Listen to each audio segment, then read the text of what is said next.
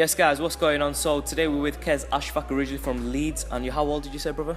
21 I am. He's 21 years old and, mashallah, boasting an exceptional amateur record of 130 fights and about 115 to about 120 wins, would you say? Yeah, around that, yeah. And I've got to say, I saw him today, and this is a fight I saw of you going back a couple of years ago. I've seen clips of you, but I properly sat down and watched you fight a couple of years ago, and you have, mashallah, an exceptional boxing style. I was very surprised that a fighter from the UK had that sort of style that you had. It's very rare that you see that. I think the only person that I could think of to mind, the only couple of people, someone like Amir Khan, but he trains in America, and another person with that sort of skill level, I would have to say is Kid Galahad. Do you know Kid Galahad? Yeah, I train in Sheffield quite a lot with the GB boxing team, and he pops in here and there, see him here and there. Good friends with him actually, and same with Amir Khan, good friends with Amir Khan as well. Right, now before we get into you, Ramzan Mubarak to you, Muslim brother here. So, you're fasting today, yeah? Yeah. And still in the gym, still training. Now, what brings you to Huggies Gym off Manchester Road in Bradford today? See, when I'm not in Sheffield with the GB team training with them, I'm home on the weekends and I do my extra bit of work here with Alvin Belcher and the likes of Nicky Adams and stuff. So I'm here on the weekends, keep ticking over, keep the technique going. Now, you've got the Commonwealth coming up in a few weeks. You're also aiming for RIO in 2016, am I correct? 16, yeah. Could you talk the viewers through a little bit about your accomplishments, what you've done so far in your amateur career? Well, since I started boxing at the age of 8, going on 9. Very young. I had my first fight at 11. Won my first national title when I was 13. I won the schoolboy national title. Won that twice. As you get older, from 15, 16, 17, I won the junior ABAs twice, junior national title. Then I've won the seniors twice now. I won the seniors again this year.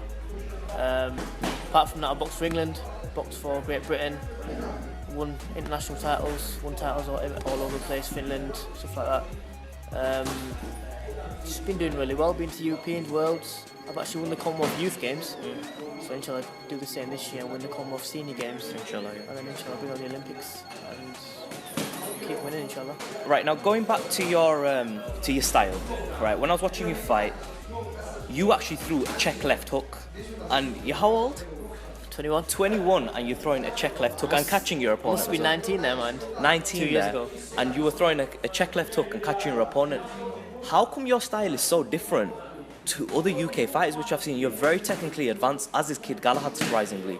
I can only think of a handful of fighters who are technically that advanced from the UK. I mean, if we take a look at Amir Khan, another British Pakistani such as yourself, he wasn't technically as good as, in my opinion, as you when he was in the amateurs, but what he relied upon was a lot of natural ability. So where does your skill level go? How do you get your skill so high, and where does your skill level come from?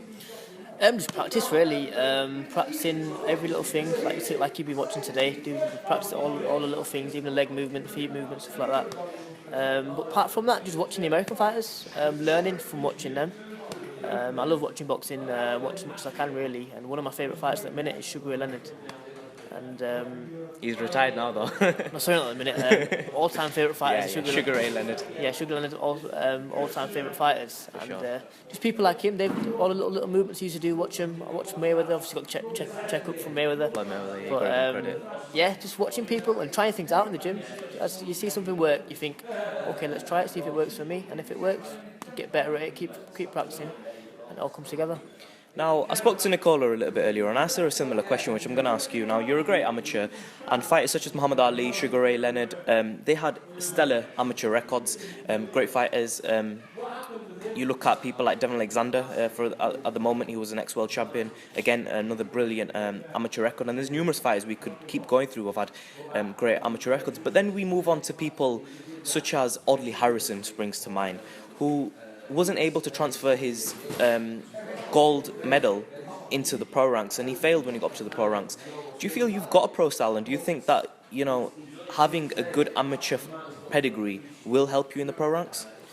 I definitely do, because like you say, just from watching me as an amateur, you've seen the way I box, and I do sort of box a bit like a pro. But when, inshallah, after the Olympics, I do turn pro, I've got little adjustments to make. Because obviously, at the minute it's 3 rounds, it's fast paced, it's a lot of shots, and you got to think quick off your feet. Whereas when you turn pro, it's a lot slower. You can think more, and you slow your feet down a bit just to get a bit more purchase, a bit more power behind your shots. But as you can see here, we're already working on stuff like that now. Little getting the power behind your shots, stuff like that. So I don't think I'll have much problem adjusting to the pro game. I should be, inshallah, spot on for it really. So you'd say that you are switching slowly to the pro style, but the amateur style and the pro style is quite a bit different.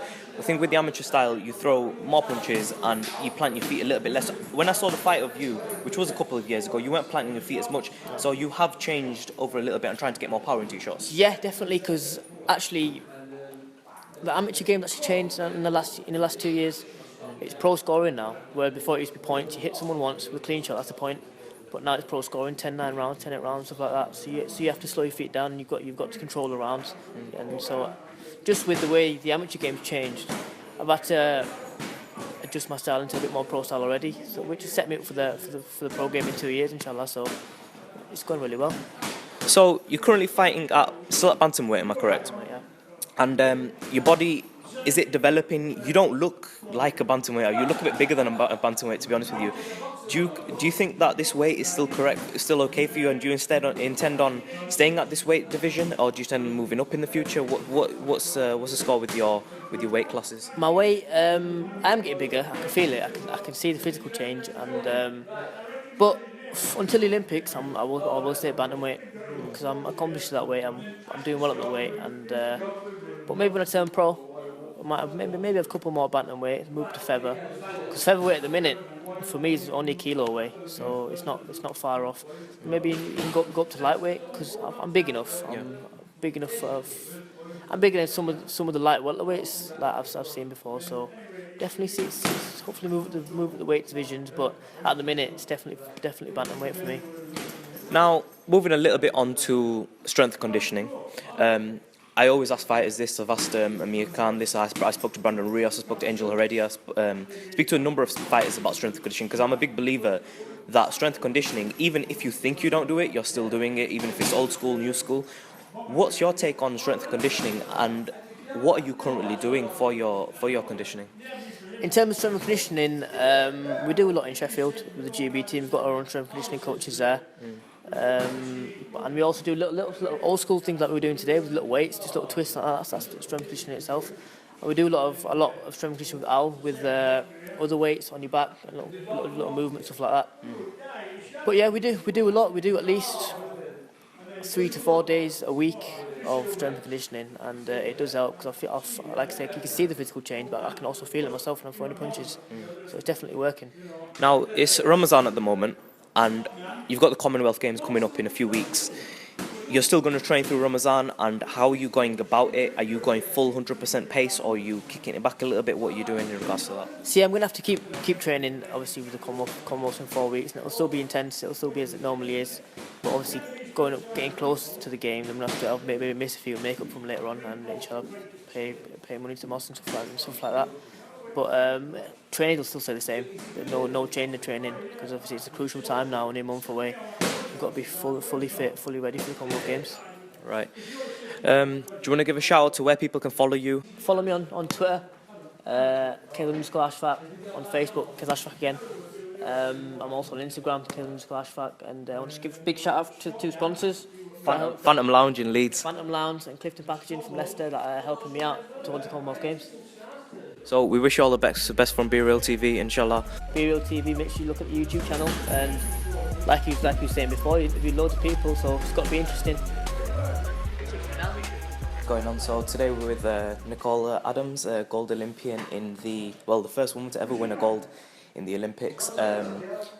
Great amateur career, and you in Huggies Gym today in Bradford off Manchester Road. What brings you here today?